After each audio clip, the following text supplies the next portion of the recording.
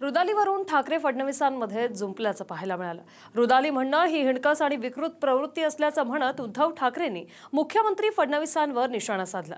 तर ठाकरेंचा मेळावा म्हणजे रुदाली असं वक्तव्य फडणवीसांनी केलंय।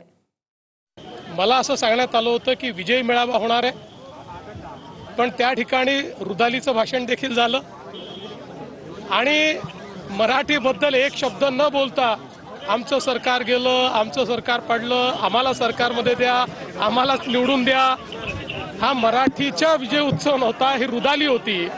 त्या रुदालीचं दर्शन हे त्या ठिकाणी आपण घेतलेलं आहे।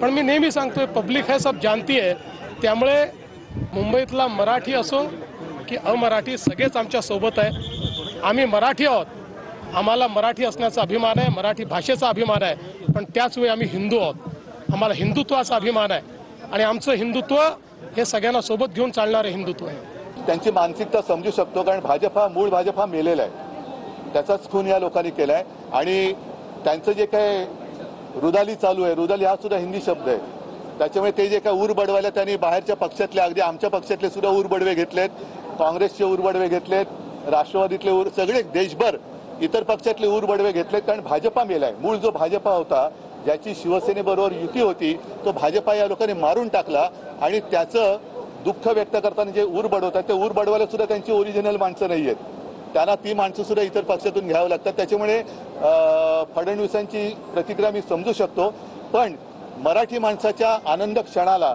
ज्यांना रुदाली वाटत असेल, हे अत्यंत विकृत आणि हिणकस वृत्तीची माणसं आहेत।